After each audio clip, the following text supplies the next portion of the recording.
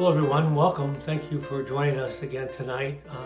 Breaking open a gospel has a complexity that we have to sort of deal with to be able to begin to understand it. And it's something which we're always going to have to face and sort of look at it. And Jesus told his disciples this parable. Can a blind person guide a blind person? Will not both fall into a pit?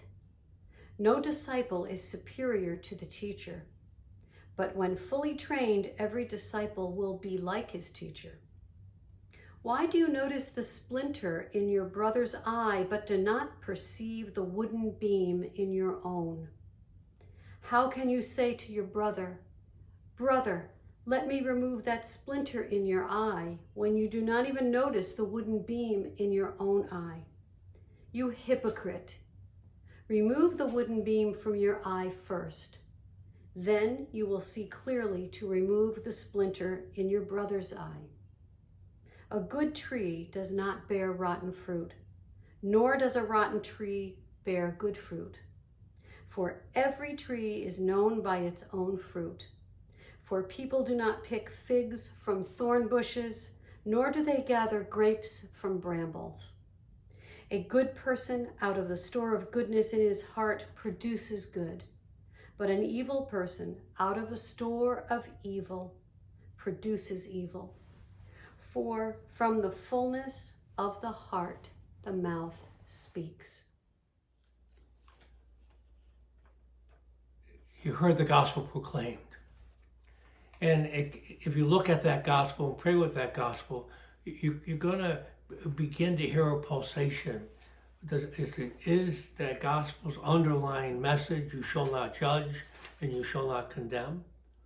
Or before you do that, do you need to do some serious work so it doesn't become, in the judgment and condemnation, a very hurtful response to others, So what Jesus is saying, you want to take out the splinter from your brother's eye, but before you do that, in a way, you need to take out the wooden beam in your own eye. And so what he's saying is, as long as you are unable to do your own work to see more clearly, you're going to mishandle the movement of judgment and condemnation. So what he's asking for us is, as you have to see clearly. And what does that mean, to see clearly? What I want you to do is chapter 14, where you go to the wonderful chapter on the fertile patch.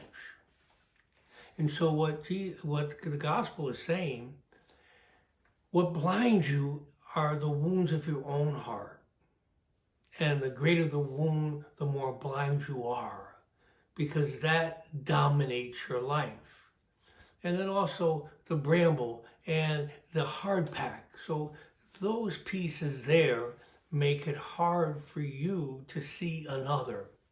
And if you cannot see another, you cannot see their woundedness, you cannot see their briar, or you cannot see their whole question of hard pack and the difficulty in loving, then you basically take what they do to you in a very negative way and say, I can't believe you did this to me. You intended to do that, and you're mean and cruel, and etc., and etc. Because you weren't able to see where it was coming from. I always say, what's the wound that drives the sin? Let me say it again to you. What's the wound that drives the sin? And so one of the things that we begin to have to appreciate is to recognize first that God is within all people, that he's within you, in that fertile patch, that little area there where he wants you to become healed and made whole. And so that should be your understanding when you begin to see another. So all of a sudden you have a greater empathy towards that person who is doing things that you don't think they should do, or they are hurting you, whatever it may be.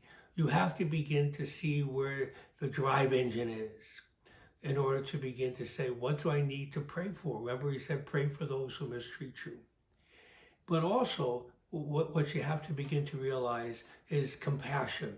I got to begin to put upon the being of the other to see what it is to be in their shoes.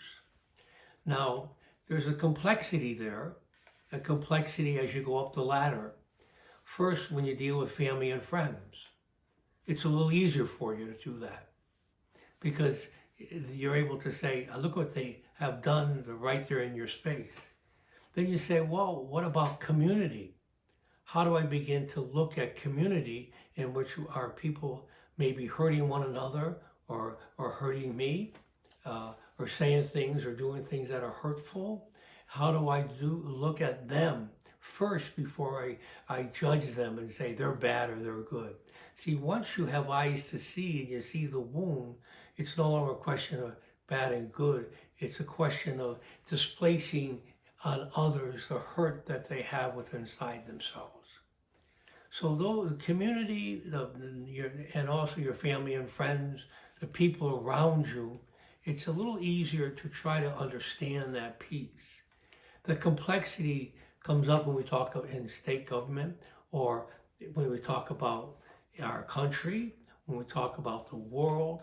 So what we're looking at today is Ukraine and Russia. Russia has invaded them, and Putin is doing some serious, violent things to a people that was only provoked by him. So do we judge him and condemn him, or how do we do that? And then the same thing in our country. We have a divided country where people can't even have a conversation with one another because everyone's locked down on their own position. My position's right, your position's wrong. And so one of the things that we need to try to really address is what are the wounds that are driving the person? Do we have a sense of their story? And therefore, because of the complexity of the higher levels of country and world, what you have to do is realize we may have to set some boundaries, and we are doing that with sanctions. There's going to be some tremendous fallout in life, and there's a complexity. What is our stance going to be? So we judge them, condemn them. But then what's the empathetic understanding of how do we walk with the uraniums, How do we do that, And so the question we got to struggle with is, it's, okay, right now we say he's evil, he's doing evil things.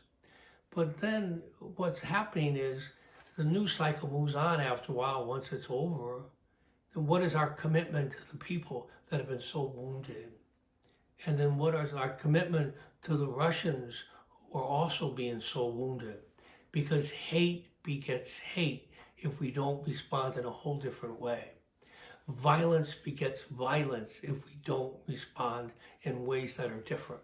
So the aftermath of this really demands us to look at, in a much greater way, how do we help the Ukrainians build back their country in a better and deeper way? How do we invest in it? What do we do? How do we support it through our own government, but also through the various agencies that may be able to help them?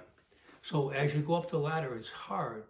But if you can't deal with family and friends and you have this sense, I'm going to make that person pay, I'm going to gossip about that person, I'm going to want to destroy that person, you're never going to be able to move up the ladder. Everything is going to be black and white, condemn them, they're evil, and recognizing the fact that, yes, wounds not healed. Remember I said wounds not healed get so infected that they have a power inside you that you cannot control by willpower.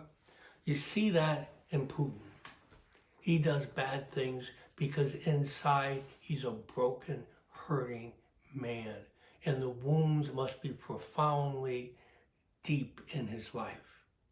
So now he's displacing it on a whole country to be able to feel good about himself, or to be able to say, see, look at, now I'm of somebody.